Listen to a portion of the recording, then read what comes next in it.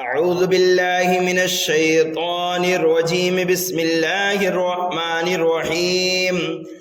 تبارك الذي بيده الملك وهو على كل شيء قدير الذي خلق الموت والحياة ليبلوكم أيكم أحسن عملا وهو العزيز الغفور الذي خلق 7 سماوات طباقا ما ترى في خلق الرحمن من تفاوت فارجع البصر هل ترى من فطور ثم ارجع البصر كرتين ينقلب إليك البصر خاسئا وهو حسير ولقد زينا السماء الدنيا بمصابيح وجعلناها رجوما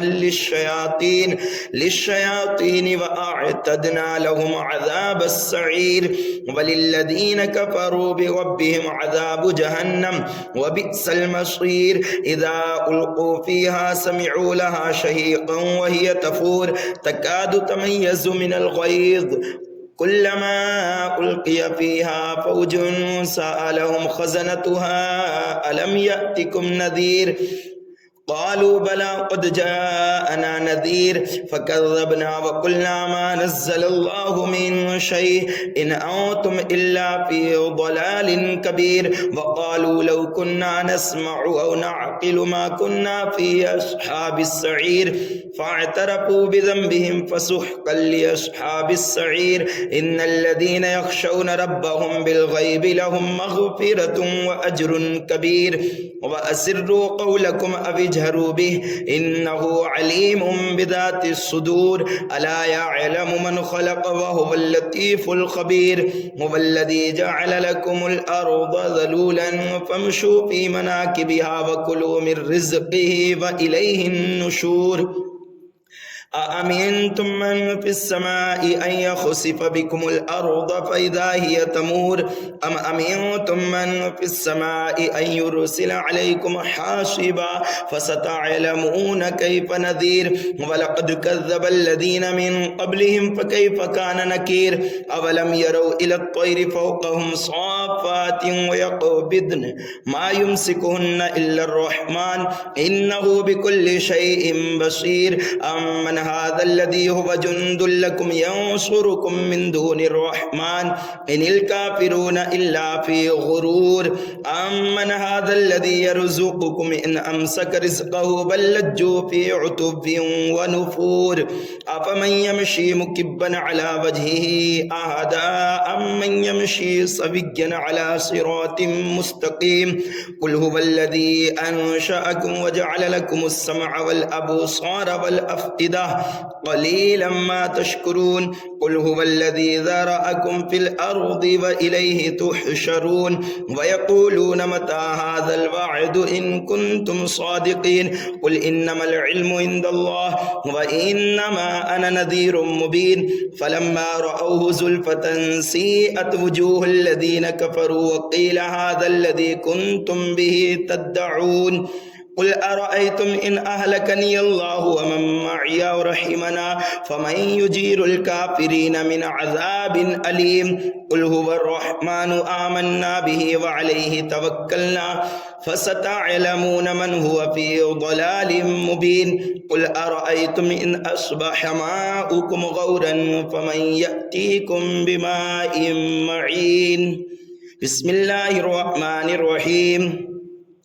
نون والقلم وما يسطرون ما أنت بنعمة ربك بمجنون وإن لك لأجرا غير ممنون وإنك لعلى خلق عظيم فستبصر ويبصرون بأيكم المفتون إن ربك هو أعلم بمن ضل عن سبيله وهو أعلم بالمهتدين فلا تطع المكذبين ودوا لو تدهن فيدهنون ولا تطع كل حلاف مهين هماز مشاء بنميم مناع للخير معتد أثيم عتل بعد ذلك زنيم أن كان ذا مال وبنين إذا تتلى عليه آياتنا قال أساطير الأولين سنسمه على الخرطوم إنا بلوناهم كما بلونا أصحاب الجنة إذ أقسموا ليصرمنها مصبحين ولا ولا يستثنون فطاف عليها طائف من ربك وهم نائمون فأصبحت كالصريم فتنادوا مصبحين أن اغدوا على حرثكم إن كنتم صارمين فانطلقوا وهم يتخافتون ألا يدخلنها اليوم عليكم مسكين وغدوا على حرد قادرين فلما رأوها قالوا إنا لضالون بل نحن محرومون قال أوسطهم ألم أقل لكم لولا تسبحون قالوا سبحان ربنا إنا كنا ظالمين فأقبل بعضهم على بعض يتلاومون قالوا يا ويلنا إنا كنا طاغين عسى ربنا أن يبدلنا خيرا منها إنا إلى ربنا راغبون كذلك العذاب ولعذاب الآخرة أكبر لو كانوا يعلمون إن للمتقين عند ربهم جنات النعيم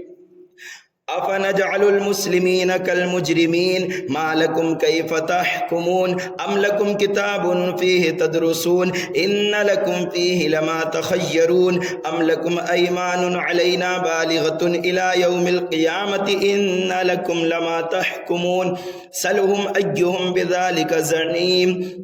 أم لهم شركاء فليأتوا بشركائهم إن كانوا صادقين يوم يكشف عن ساق ويدعون إلى السجود فلا يستطيعون خاشية أبصارهم ترهقهم ذلة وقد كانوا يدعون إلى السجود وهم سالمون فذرني ومن يكذب بهذا الحديث سنستدرجهم من حيث لا يعلمون وأملي لهم إن كيدي متين أم تسألهم أجرا فهم من مغرم مثقلون أم عندهم الغيب فهم يكتبون فاصبر لحكم ربك ولا تكن كصاحب الحوت إذ نادى وهو مكظوم لولا أن تداركه نعمة من ربه لنبذ بالعراء وهو مذموم فاجتباه ربه فجعله من الصالحين وإن يكاد الذين كفروا ليزلقونك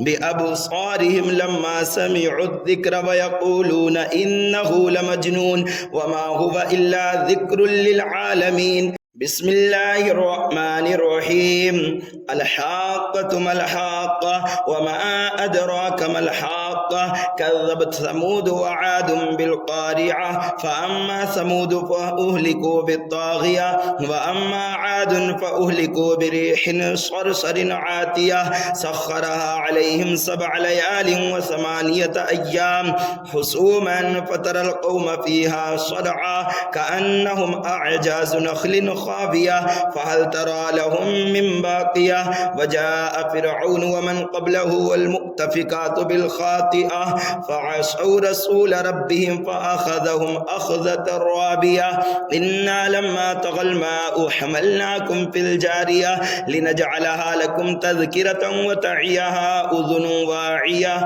فإذا نفخ في الصور نفخة واحدة وحملت الأرض والجبال فدكتا دكة واحدة فيومئذ وقعت الواقعة وانشقت السماء فهي يومئذ واهية والملك على أرجائها ويحمل عرش ربك فوقهم يومئذ 8 يومئذ تعرضون لا تخفى منكم خافية فأما من أوتي كتابه بيمينه فيقول هاؤم اقرءوا كتابيه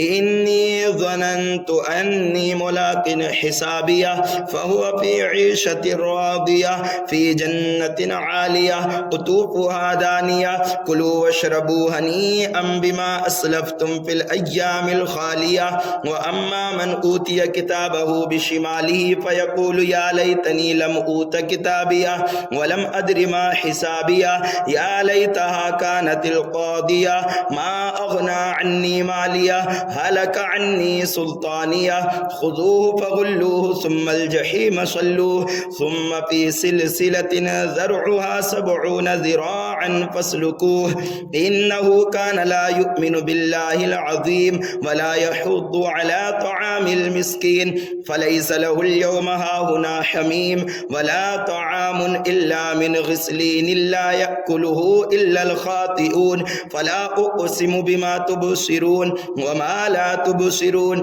إنه لقول رسول كريم وما هو بقول شاعر قليلا ما تؤمنون ولا بقول كاهن قليلا ما تذكرون تنزيل من رب العالمين ولو تقبل علينا بعض الأقابيل لأخذنا منه باليمين ثم لقطعنا منه الوتين فما منكم من أحد عنه حاجزين وإنه لتذكرة للمتقين وإنا لنعلم أن منكم مكذبين وإنه لحسرة على الكافرين وإنه لحق اليقين فسبح باسم ربك العظيم بسم الله الرحمن الرحيم سأل سائل بعذاب واقع للكافرين ليس له دافع من الله ذي المعارج تعرج الملائكة والروح إليه في يوم كان مقداره 50,000 سنة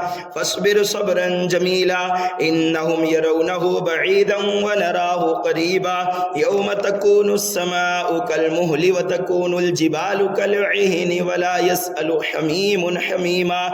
يبشرونهم يود المجرم لو يفتدي من عذاب يومئذ ببنيه وصاحبته وأخيه وفصيلته التي تؤويه ومن في الأرض جميعا ثم ينجيه كلا إنها لظى نزاعة للشوى تدعو من أدبر وتولى وجمع فأوعى إن الإنسان خلق هلوعا إذا مسه الشر جزوعا وإذا مسه الخير منوعا إلا المصلين الذين هم على صلاتهم دائمون والذين في أموالهم حق معلوم للسائل والمحروم والذين يصدقون بيوم الدين والذين هم من عذاب ربهم مشفقون إن عذاب ربهم غير مأمون والذين هم لفروجهم حافظون إلا على أزواجهم أو ما ملكت أيمانهم فإنهم غير ملومين فمن ابتغى وراء ذلك فأولئك هم العادون والذين هم لأماناتهم وعهدهم راعون والذين هم بشهاداتهم قائمون والذين هم على صلاتهم يحافظون أولئك في جنات مكرمون فما للذين كفروا قبلك مهطعين عن اليمين وعن الشمال عزين أيطمع كل امرئ منهم أن يدخل جنة نعيم كلا إنا خلقناهم مما يعلمون فلا أقسم برب المشارق والمغارب إنا لقادرون على أن نبدل خيرا منهم وما نحن بمسبوقين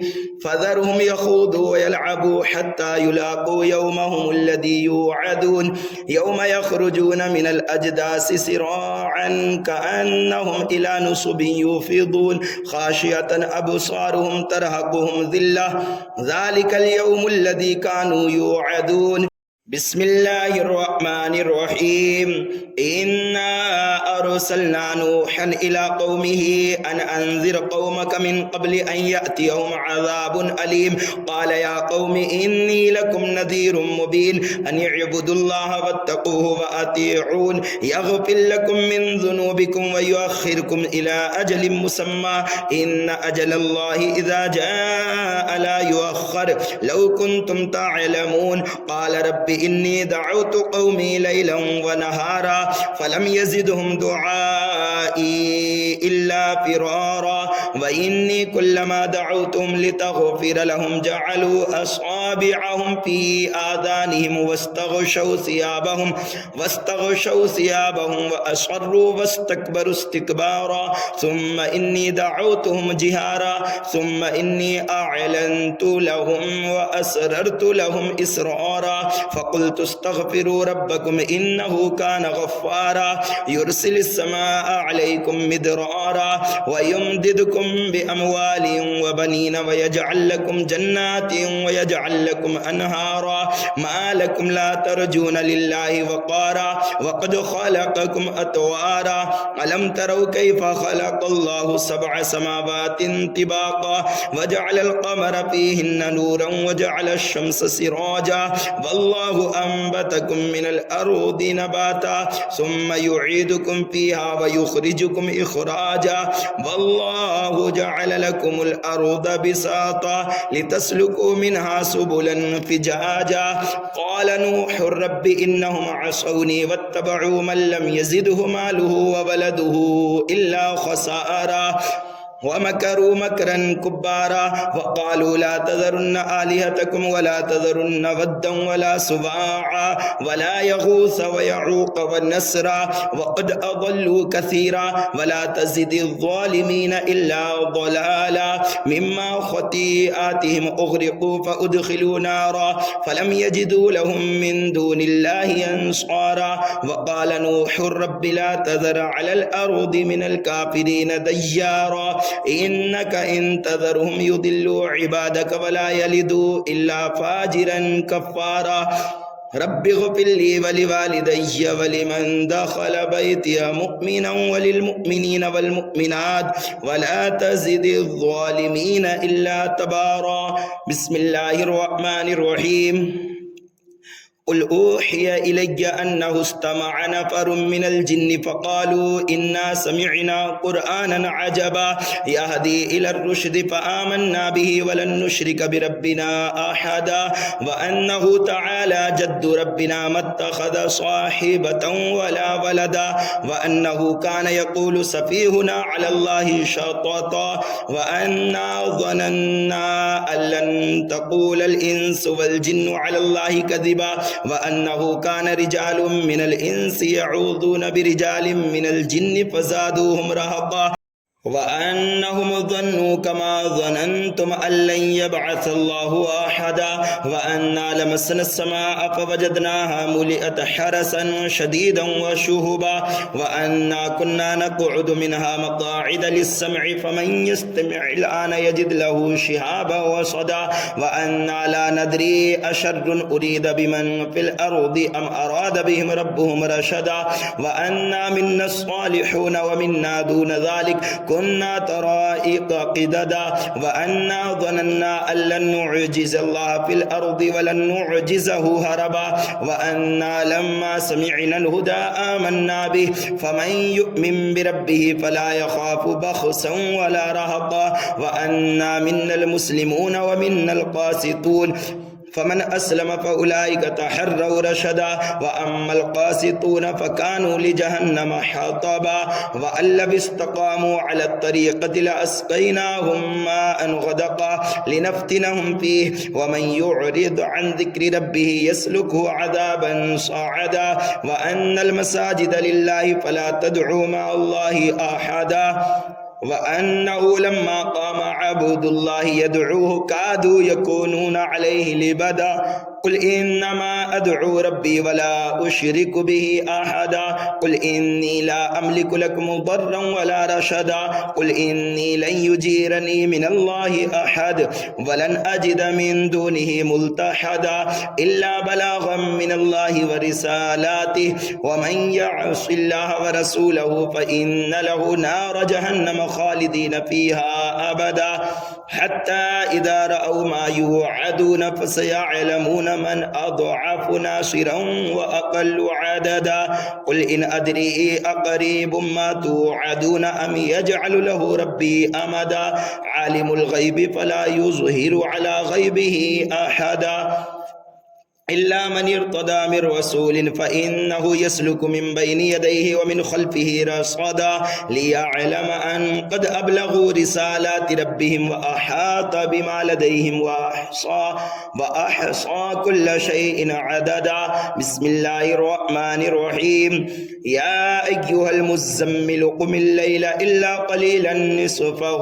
أو انقص منه قليلا أو زد عليه ورتل القرآن ترتيلا إنا سنلقي عليك قولا ثقيلا إن ناشئة الليل هي أشد وطئا وأقوم قيلا إن لك في النهار سبحا طويلا واذكر اسم ربك وتبتل إليه تبتيلا. رب المشرق والمغرب لا إله إلا هو فاتخذه وكيلا واصبر على ما يقولون وهجرهم هجرا جميلا وذرني والمكذبين أولي النعمة ومهلهم قليلا إن لدينا أنكالا وجحيما وطعاما ذا غصة وعذابا أليما يوم ترجف الأرض والجبال وكانت الجبال كثيبا مهيلا إنا أرسلنا إليكم رسولا شاهدا عليكم كما أرسلنا إلى فرعون رسولا فعصى فرعون الرسول فأخذناه أخذا وبيلا فكيف تتقون إن كفرتم يوما يجعل الولدان شيبا السماء منفطر به كان وعده مفعولا إن هذه تذكرة فمن شاء اتخذ إلى ربه سبيلا إن ربك يعلم أنك تقوم أدنى من ثلثي الليل ونصفه وثلثه وطائفة من الذين معك والله يقدر الليل والنهار علم أن لن تحصوه فتاب عليكم فاقرؤوا ما تيسر من القرآن علم أن سيكون منكم مرضى وآخرون يضربون في الأرض يبتغون من فضل الله وآخرون يقاتلون في سبيل الله فاقرؤوا ما تيسر منه وأقيموا الصلاة وآتوا الزكاة وأقرضوا الله قرضا حسنا وما تقدموا لأنفسكم من خير تجدوه عند الله هو خيرا وأعظم أجرا واستغفروا الله إن الله غفور رحيم. بسم الله الرحمن الرحيم. يا أيها المدثر قم فأنذر وربك فكبر وثيابك فطهر والرجز فهجر ولا تمنن تستكثر ولربك فاصبر فإذا نقر في الناقور فذلك يومئذ يوم عسير على الكافرين غير يسير ذرني ومن خلقت وحيدا وجعلت له مالا ممدودا وبنين شهودا ومهدت له تمهيدا ثم يطمع أن أزيد كلا إنه كان لآياتنا عنيدا سأرهقه صعودا إنه فكر وقدر فقتل كيف قدر ثم قتل كيف قدر ثم نظر ثم عبس وبسر ثم أدبر واستكبر فقال إن هذا إلا سحر يؤثر إن هذا إلا قول البشر سأصليه سقر وما أدراك ما سقر لا تبقي ولا تذر لواحة للبشر عليها 19 وما جعلنا أصحاب النار إلا ملائكة وما جعلنا عدتهم إلا فتنة للذين كفروا ليستيقن الذين أوتوا الكتاب ويزداد الذين آمنوا إيمانا ولا يرتاب الذين أوتوا الكتاب والمؤمنون وليقول الذين في قلوبهم مرض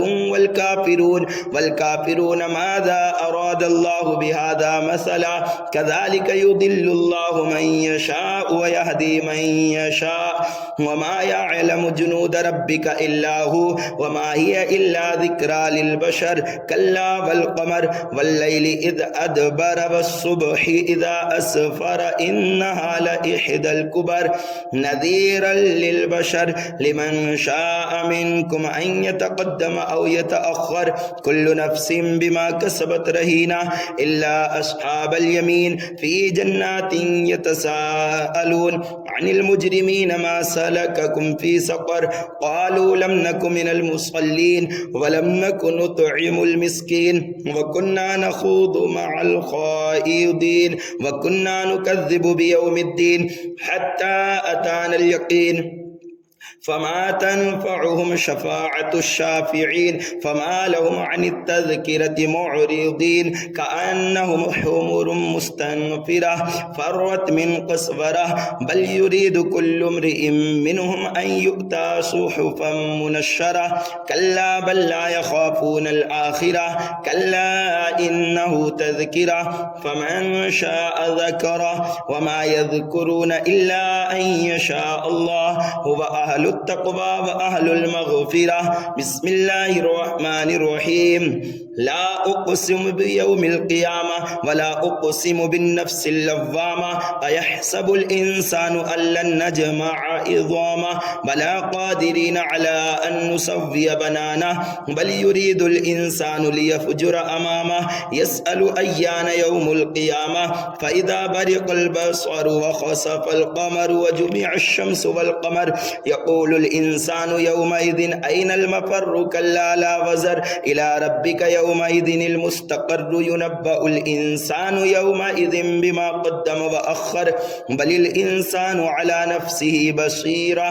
ولو ألقى معاذيره لا تحرك به لسانك لتعجل به إن علينا جمعه وقرآنه فإذا قرأناه فاتبع قرآنه ثم إن علينا بيانه كلا بل تحبون العاجلة وتذرون الآخرة وجوه يومئذ ناظرة إلى ربها ناظرة ووجوه يومئذ باسرة تظن أن يفعل بها فاقرة كلا إذا بلغت التراقي وقيل من راق وظن أنه الفراق والتفت الساق بالساق إلى ربك يومئذ المساق فلا صدق ولا صلى ولكن كذب وتولى ثم ذهب إلى أهله يتمطى أولى لك فأولى ثم أولى لك فأولى أيحسب الإنسان أن يترك سدى ألم يكن نطفة من مني يمنى ثم كان علقة فخلق فسوى فجعل منه الزوجين الذكر والأنثى أليس ذلك بقادر على أن يحيي الموتى بسم الله الرحمن الرحيم هل أتى على الإنسان حين من الدهر لم يكن شيئا مذكورا إنا خلقنا الإنسان من نطفة أمشاج نبتليه فجعلناه سميعا بصيرا إنا هديناه السبيل إما شاكرا وإما كفورا إنا أعتدنا للكافرين سلاسل وأغلالا وسعيرا إن الأبرار يشربون من كأس كان مزاجها كافورا عينا يشرب بها عباد الله يفجرونها تفجيرا يوفون بالنذر ويخافون يوما كان شره مستطيرا ويطعمون الطعام على حبه مسكينا ويتيما وأسيرا إنما نطعمكم لوجه الله لا نريد منكم جزاء ولا شكورا إنا نخاف من ربنا يوما عبوسا قمطريرا فبقاهم الله شر ذلك اليوم ولقاهم نضرة وسرورا وجزاهم بما صبروا جنة وحريرا متكئين فيها على الأرائك لا يرون فيها شمسا ولا زمهريرا ودانية عليهم ظلالها وذللت قطوفها تذليلا ويطاف عليهم بآنية من فضة وأكواب كانت قوارير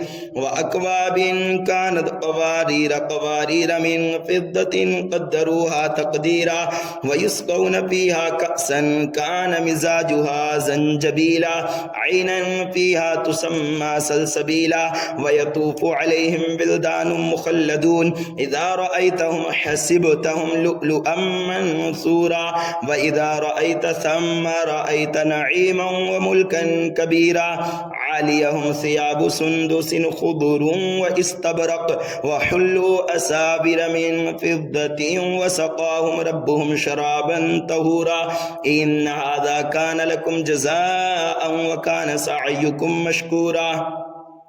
إنا نحن نزلنا عليك القرآن تنزيلا فاصبر لحكم ربك ولا تطع منهم آثما أو كفورا واذكر اسم ربك بكرة وأصيلا ومن الليل فاسجد له وسبحه ليلا طويلا إن هؤلاء يحبون العاجلة ويذرون وراءهم يوما ثقيلا نحن خلقناهم وشددنا أسرهم وإذا شئنا بدلنا أمثالهم تبديلا إن هذه تذكرة فمن شاء اتخذ إلى ربه سبيلا وما تشاءون إلا أن يشاء الله إن الله كان عليما حكيما يدخل من يشاء في رحمته والظالمين أعد لهم عذابا أليما بسم الله الرحمن الرحيم والمرسلات عرفا فالعاصفات عصفا والناشرات نشرا فالفارقات فرقا فالملقيات ذكرا عذرا أو نذرا إنما توعدون لواقع فإذا النجوم طمست وإذا السماء فرجت وإذا الجبال نسفت وإذا الرسل أقتت لأي يوم أجلت ليوم الفصل وما أدراك ما يوم الفصل ويل يومئذ للمكذبين ألم نهلك الأولين ثم نتبعهم الآخرين كذلك نفعل بالمجرمين ويل يومئذ للمكذبين ألم نخلقكم من ماء مهين فجعلناه في قرار مكين إلى قدر معلوم فقدرنا فنعم القادرون ويل يومئذ للمكذبين ألم نجعل الأرض كفاتا أحياء وأمواتا وجعلنا فيها رواسي شامخات وأسقيناكم ماء فراتا ويل يومئذ للمكذبين انطلقوا إلى ما كنتم به تكذبون انطلقوا إلى ظل ذي 3 شعب لا ظليل ولا يغني من اللهب إنها ترمي بشرر كالقصر كأنه جمالة صفر ويل يومئذ للمكذبين هذا يوم لا ينطقون ولا يؤذن لهم فيعتذرون ويل يومئذ للمكذبين هذا يوم الفصل جمعناكم والأولين فإن كان لكم كيد فكيدون ويل يومئذ للمكذبين إن المتقين في ظلال وعيون وفواكه مما يشتهون كلوا واشربوا هنيئا بما كنتم تعملون إنا كذلك نجزي المحسنين ويل يومئذ للمكذبين كلوا وتمتعوا قليلا إنكم مجرمون ويل يومئذ للمكذبين وإذا قيل لهم اركعوا لا يركعون ويل يومئذ للمكذبين فبأي حديث بعده يؤمنون صدق الله مولانا العظيم.